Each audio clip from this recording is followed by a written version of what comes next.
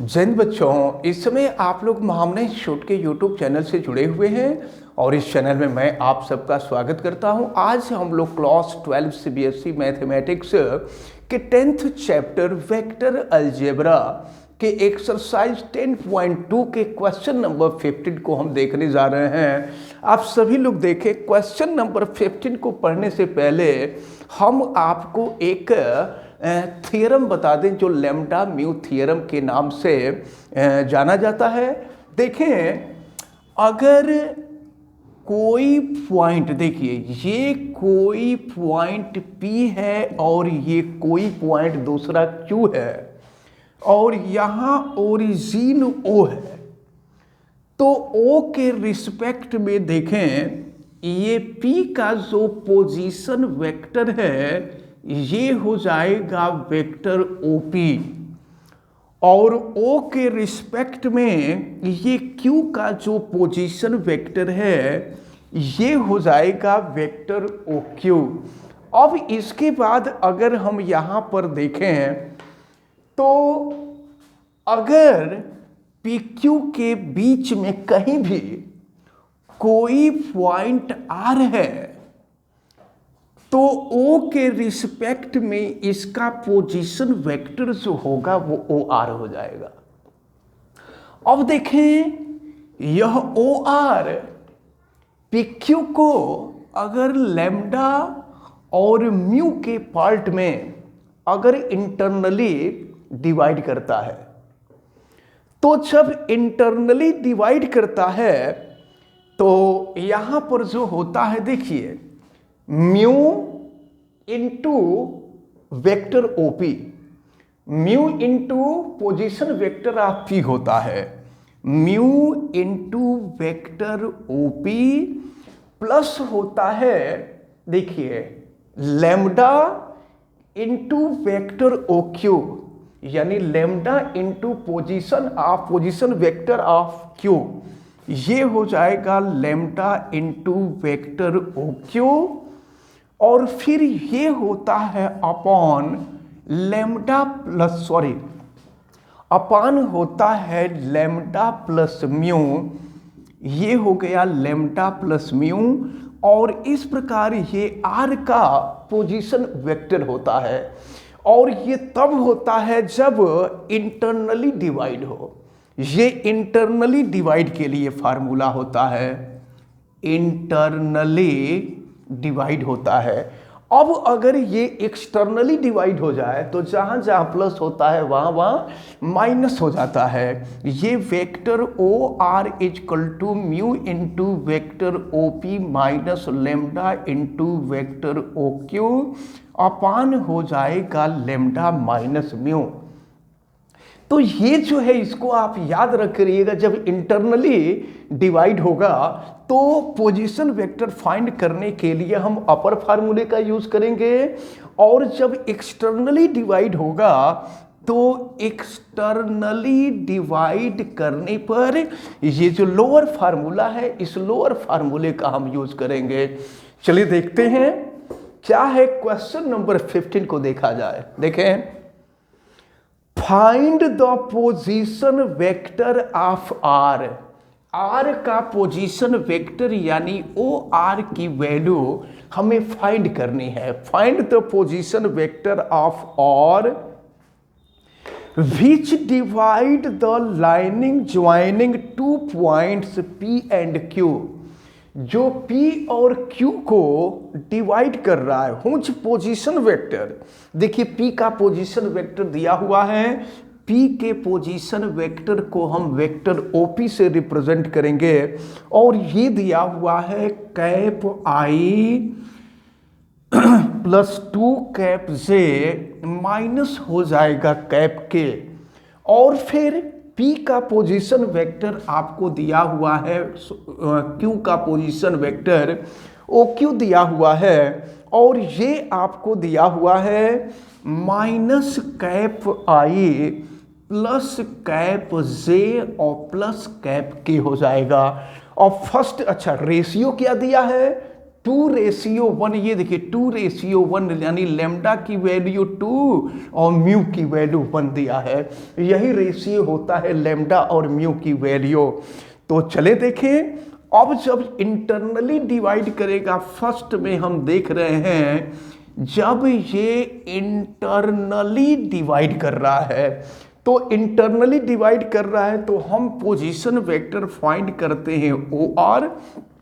Internally के लिए formula आप माइंड में रखे रहेंगे, म्यू की वैल्यू है 1 into position vector of OP. देखिए क्या है, cap I plus 2 cap J minus cap K और प्लस लेमडा। देखिए लेमडा की वैल्यू आपको दी गई है 2 और फिर देखें into position vector of O Q. तो position vector of O Q ये दिया है minus cap I plus cap J और प्लस हो जाएगा कैप के, अपान हो जाएगा आपका लेमडा प्लस म्यू।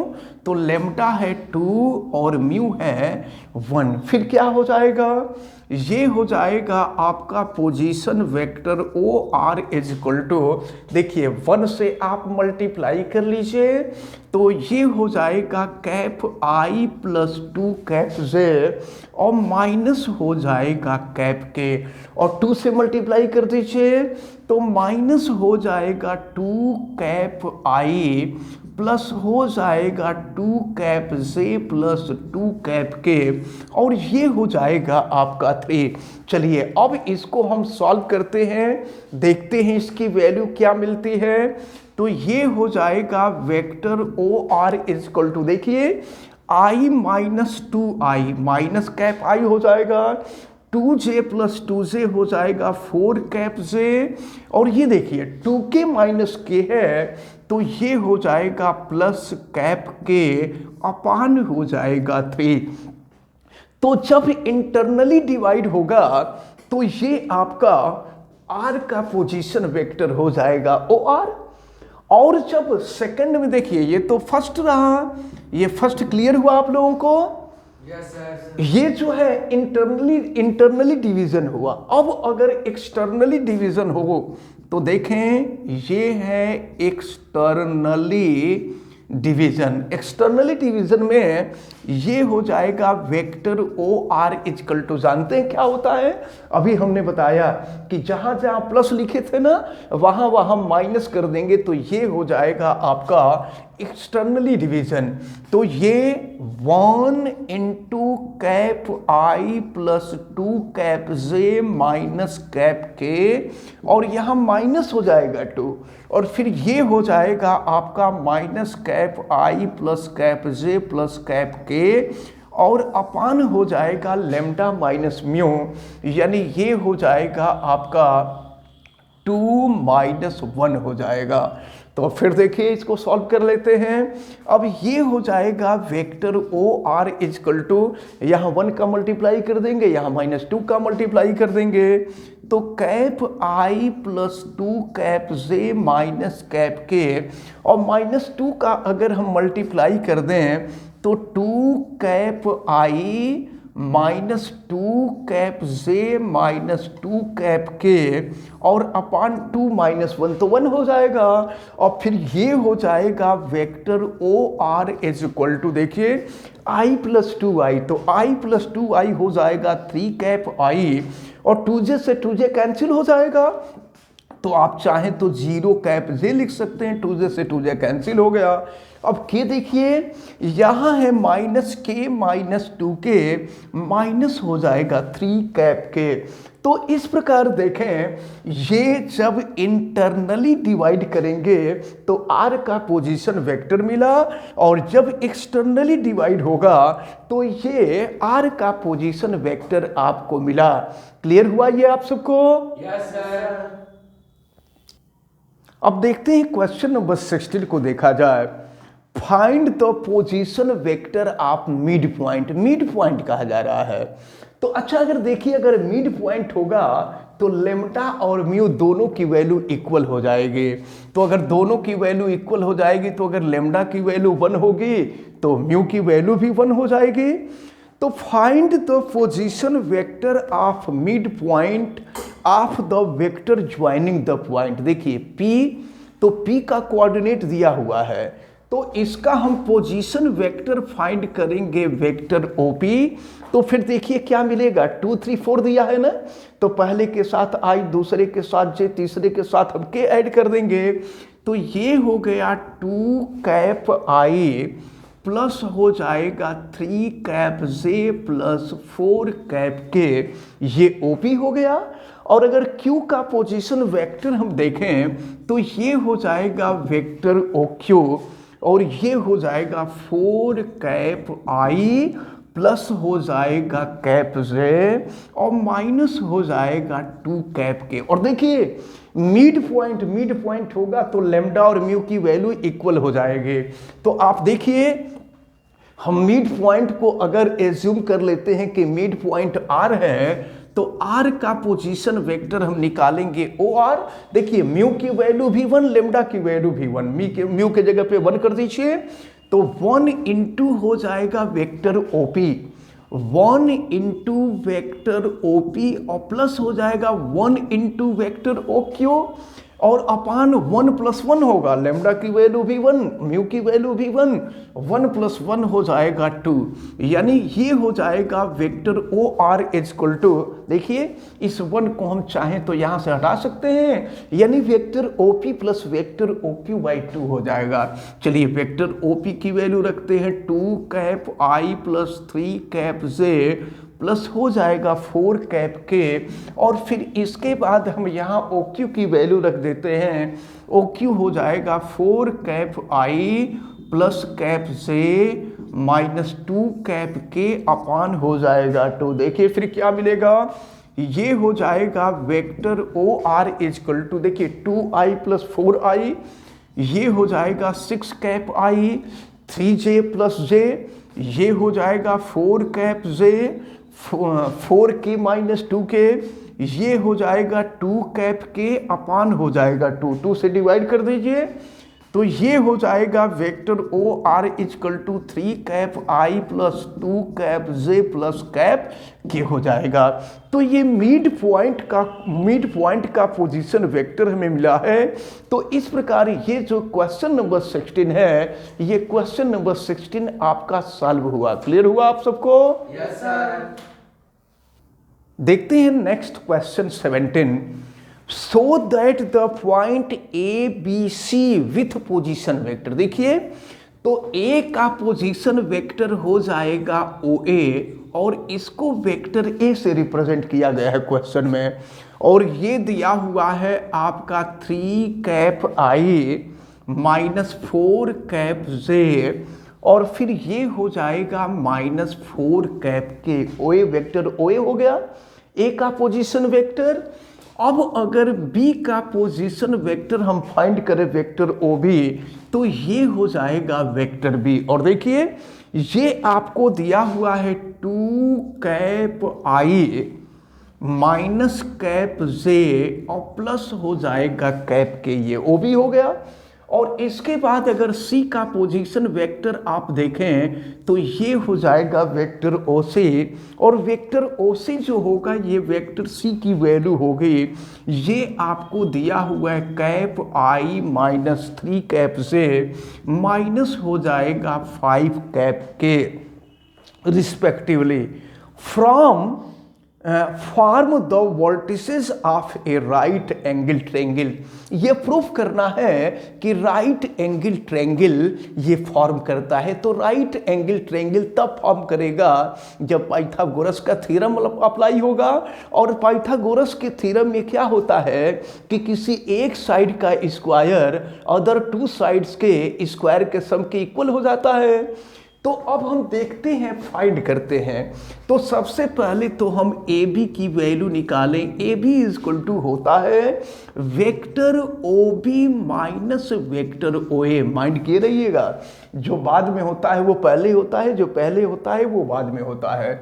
OB की वैल्यू हम रख रहे हैं 2 cap I minus cap J plus cap K, और माइनस OA कर देंगे minus 3 cap I plus 4 cap J plus हो जाएगा 4 कैप के। देखिए वैल्यू क्या मिल रही है, तो 2i माइनस 3i करेंगे माइनस कैप आई, 4j माइनस जे करेंगे 3 कैप जे, और 4k प्लस k करेंगे, ये हो जाएगा 5 कैप के। तो ये तो ए बी निकला। अब यहाँ से ए बी का जब हम मॉड निकालेंगे तो इसका रिजल्टेंट निकल जाएगा। चलिए मॉड निकाल लेते हैं, मॉड ए बी। तो चलिए इसका मॉड कैसे निकालते हैं, अंडर रूट आई के कोफिशिएंट का स्क्वायर प्लस जे के कोफिशिएंट का स्क्वायर प्लस के कोफिशिएंट का स्क्वायर। आई का कोफिशिएंट -1 है, -1 का स्क्वायर कर देंगे 1 हो जाएगा। जे का कोफिशिएंट 3 है, 3 का स्क्वायर कर देंगे 9 हो जाएगा। और के का कोफिशिएंट 5 है, 5 का स्क्वायर कर देंगे 25 हो जाएगा। ये हो जाएगा अंडर रूट 35। तो ए बी का मॉड निकल गया है। ये जो है ट्रेंगल का वन साइड निकला है, वन साइड का रिजल्टेंट हमें मालूम हुआ है। अब ए बी के बाद हम बी सी निकालेंगे। तो बी सी के लिए क्या करेंगे, वेक्टर ओ सी माइनस ओ बी करेंगे। चलिए देखते हैं ओ सी की वैल्यू क्या है, कैप आई minus 3 cap J minus 5 cap के माइनस ओ बी कर दीजिए, -2 कैप आई प्लस हो जाएगा कैप जे माइनस कैप के। चलिए इसको सॉल्व करते हैं। तो i -2i करेंगे माइनस कैप आई, और ये j -3j करेंगे -2 कैप जे, -5 के माइनस के माइनस हो जाएगा 6 कैप के। ये हो जाएगा वेक्टर बी सी। इसका मॉड हम निकाल लेते हैं। तो mod vector B C is equal to, देखिए क्या होगा, ये हो जाएगा अंडर रूट आई के कोफिशिएंट का स्क्वायर। तो आई का कोफिशिएंट -1 है, -1 का स्क्वायर कर देंगे 1 हो जाएगा। जे का कोफिशिएंट -2 है, -2 का स्क्वायर कर देंगे 4 हो जाएगा। और के का कोफिशिएंट -6 है, -6 का स्क्वायर कर देंगे 36 हो जाएगा। तो ये देखिए क्या हो जाएगा, ये हो गया अंडर रूट 41। अब हम जो है सी ए की वैल्यू फाइंड करेंगे, सी ए। तो सी ए क्या होगा, ओ ए माइनस ओ सी हो जाएगा, वेक्टर ओ ए माइनस वेक्टर ओ सी हो जाएगा। चलिए करते हैं।